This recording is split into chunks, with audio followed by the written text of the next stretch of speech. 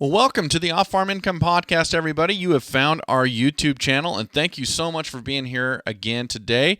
This is episode number 721, and what a great episode to kick off Thanksgiving week. Hey, thank you all very much for being here.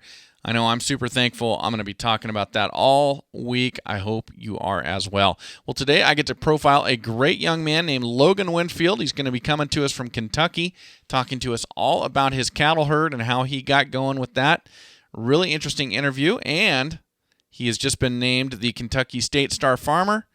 And next year he'll be on the stage in Indianapolis competing for American Star Farmer. So very cool.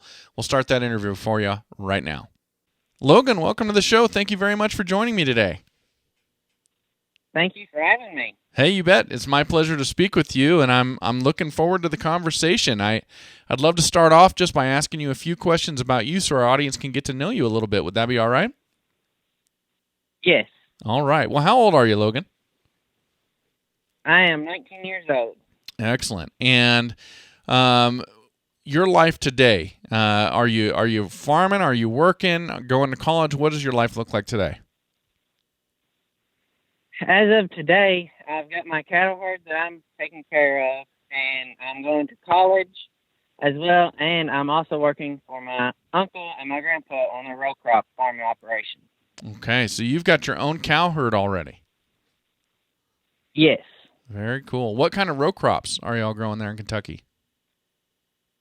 We are growing corn and soybeans. Corn and soybeans. Very good. Okay. All right. Very interesting. Now, how long have you been involved in the FFA? I got involved in the FFA my freshman year of high school, and I was involved all 4 years through my high school career. Okay. What brought you into the organization?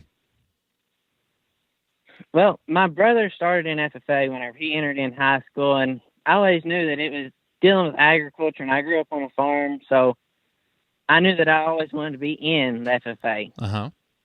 And throughout your time, you decided to become an officer. What made you want to do that?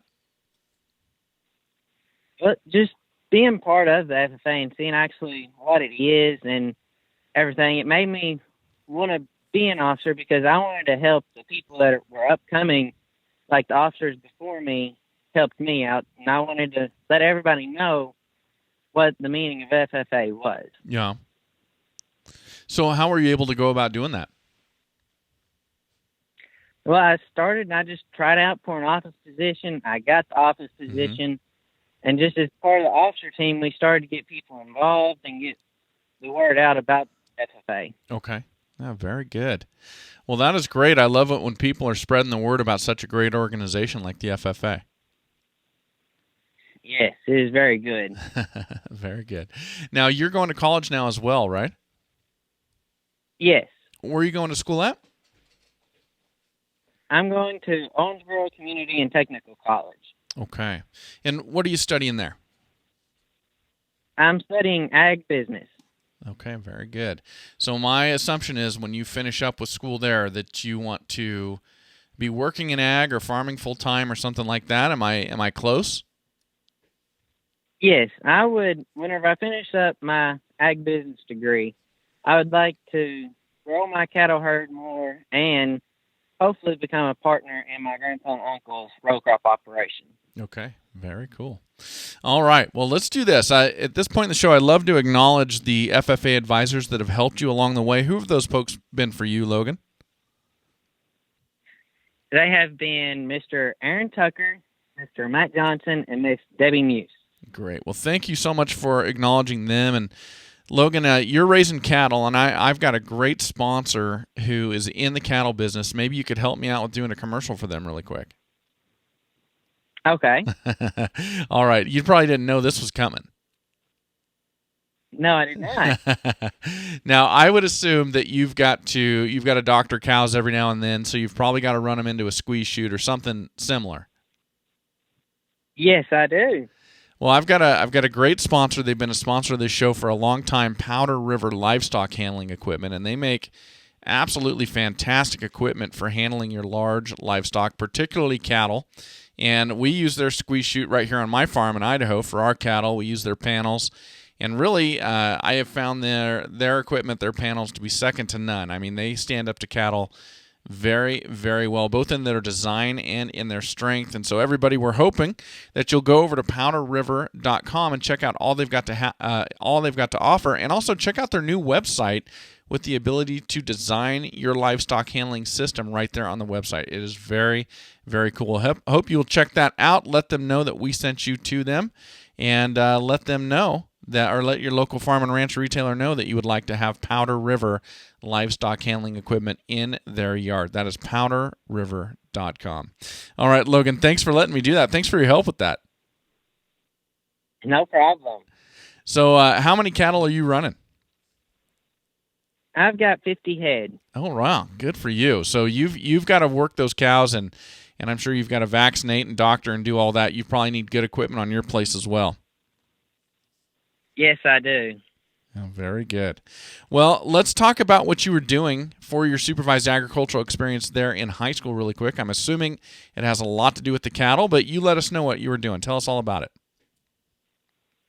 My SAE was to do with cattle and growing a cattle herd and getting a cattle herd growing. And I got into the cattle when I was probably 14 years old, probably. And I bought my first two then. And then within a couple years went by, I sold them. I bought three more. And then from then till last year, no, year before last, is when I purchased my grandpa's cattle herd. And he was getting out of the cattle because his row crop operation got massive. And so I purchased his cattle because I always knew that I wanted to mess with the cattle more than I did the row crop. And that's how I got started in the cattle. Okay. So when you were 14, you started off with just a few head. And then when your grandpa decided he wanted to get out of cattle, that gave you the opportunity to get in with a much larger herd. Yes, it did. Okay, very good. So what made you said you always knew that you wanted to mess with the cattle. What drew you to the cattle over the row crops in that way? Well, the row crop is fun too, but the cattle, they're their own animal. You never know what they're going to do, and you're always having to do something different with them because they're so unpredictable. Yeah. They do whatever they want to because they have a brain themselves just like humans do. Mm-hmm. Yeah, so it's kind of something new every day. Kind of keeps you on your toes a little bit. Yes, it does. Okay. Now, is this a commercial herd like a cow-calf herd, or tell me about the operation? How does it work? I have got a cow-calf herd. That is what I started with. Uh-huh. And I've got 40 mama cows in that. And then when I bought the cattle herd, it come with two bulls, an Angus and a Simmental bull. Okay. And I was wanting to implement a Hereford bull in the cattle herd to get the black baldies to corner the niche market there with the black baldies. Mm-hmm. And in my search to find Hereford bulls, nowhere around me was anybody that sold any kind of breeding stock. Okay. And eventually we found Hereford bulls, and they were 3 hours away from my house. And we went up there, and I purchased the two bulls, and he had some heifers as well for sale. And I ended up buying them as well because I'm kind of trying to get started in selling breeding stock as well. Okay. So you bought the two bulls, you bought the heifers, and how long ago was that? That has been almost a year ago. Okay. And so are these horned Herefords or are these polled Herefords? They are polled Herefords. And was that specifically what you were looking for, or was it just that because it was difficult to find Hereford breeding stock, you bought polled because that was what was nearby? I was wanting the polled Herefords to begin with because I don't really want to have to mess with having horns and stuff on calves. And the horns on calves around where I'm at, they don't bring as good when you take them to the market. Okay. Interesting. And so you're selling or marketing your calves as feeder calves when they're weaned, is that right? Yes. Okay. And they're going out and are you marketing them directly through your local livestock auction, or are you doing something different than that? I market them through my local livestock auction. Okay. Very good. So when do you calve? When do you calve in Kentucky? Well, my grandpa had them set up where they calve pretty well all year round. Uh-huh. And with me having a payment on the cows, I can't really afford to pull my bulls out and lose a whole year's worth of calves Right. to get them all calving at one time. Okay. Gotcha. So you need to get that calve every year, and to delay on that would cause you problems. Yes, it would. Now, I understand where you're at. I mean, that's a big commitment if you're going to extend that out 4 months or 5 months without a calf. That's time and money lost, right? Yes, that is big. So then with that, you've got 40 mother cows, you said, plus these heifers you bought. Have you got any calves out of these heifers yet? No, I have not. I should be getting calves out of these heifers about April. Okay, about April. And so with that, how do you keep everything organized when you've got calves coming at different times of the year? You want to sell them at different age ranges, or do you run them all in at the same time? Well, my calves come in groups of around 10 to 15 usually, but it's all year round. Uh-huh. So whenever them calves reach about 300 to 400 pounds, I'll run everything in, separate the calves out, and take that group of calves to the market. Got it. Okay. Very good. So, I mean, buying your grandfather's herd, and you already told us you've got a payment on that, so you borrowed money to be able to purchase that, correct? Yes, I did. Okay. I mean, so for a young person your age, I mean, that was a pretty big investment. How did you kind of get up the courage to bite off that big of a debt and take on that big of a responsibility? Well, I always knew that I wanted to get into the cattle business bigger than what I was, and I just seen that as my opportunity to do it, so I just jumped on it. Well, that's great. Well, good for you. And you said that's been about 2 years now? Yes. Okay. So with cattle markets being what they've been, how's it going for you being able to pay that off and to move forward from that? It's getting tougher and tougher with the market still dropping and dropping, and I would really like to be expanding and growing my cattle herd, but with the cattle market the way that it is, I really can't afford to do that right now. Mm-hmm. Yeah, it's been a little bit rough lately, but hopefully you can carve out your niche and you can be there for the good times when they come back around, right? Yes, I hope so. Now, do you run your cattle on a pasture situation, and is that on your grandfather and your uncle's farm? Is that where that takes place? Yes, I'm renting my grandpa's pasture ground. Okay. Okay, very good.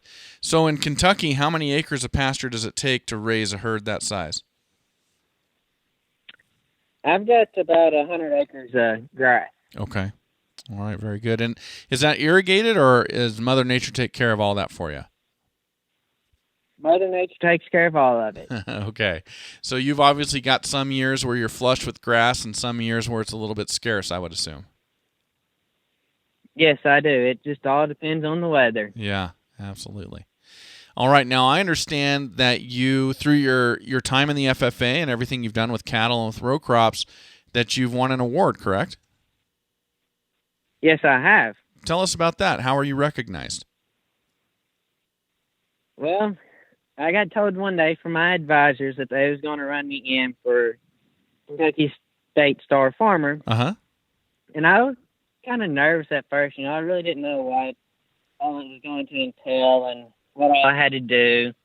But they walked me through the process, and it was a very easy process. And then whenever we went to state convention, we did the interview, and from there on, it was over. Great. So you were awarded the Kentucky State Star Farmer? Yes, I was. Oh, congratulations. That's quite an honor. Thank you. Yeah, you bet. What year was that? That was this year. This year? Well, congratulations. That is very cool. And so Thank you. you bet. So does that make you eligible? Are you going to be competing at the national level, or did you already do that this fall? I will compete at national level next year. Okay, awesome. So that will be for National Star Farmer, is that right? Or American Star Farmer, I should say. Yes, that will be. That is great. Good Yes. for you. Good for you. And have you been to the national convention before, Logan? Yes, I have. I went 3 times when I was in high school. Oh, well, that's great. That's great. I guess not very far away from you, right? Your first year, was it in Louisville, or was it already in Indianapolis? It was already in Indianapolis by that time. Okay, but still not that far from Kentucky. No, it was about a 4-hour drive. Yeah, very cool. Well, good for you. That is exciting. I hope to be there to see you up on that stage next year. That'll be a lot of fun. Yes, it will be. All right. Well, Logan, I mean, you've got some opportunities there in front of you, and it sounds to me like you're taking full advantage of all of them. I would love to get your advice for other students on how they can make the most of what they've got in front of them and their time in the FFA. What would your advice be for them? I would tell them, don't let anything hold you back, because ag advisors are totally different from any kind of other teacher that they'll have throughout their high school career. Yeah. And these ag advisors, as long as you're trying and going, they're going to help you to the best of their abilities that they can. They'll get you to wherever you want to be. Yeah. And it's awesome to know that somebody throughout your high school career has your back like they do. Yeah, that is great advice. And so take full advantage of those advisors and use them as a resource, right? Yes, use them as much as you possibly can. That is great. Well, Logan, thank you so much for coming on today. I really enjoyed hearing your story. I can visualize it in my mind, and best of luck to you moving forward. Well, thank you for having me. Well, thank you for joining us, everybody. We love having you here, love profiling these great FFA students and helping you along your way to your farming dreams. And as always, enjoy your journey to the ultimate lifestyle business, agriculture.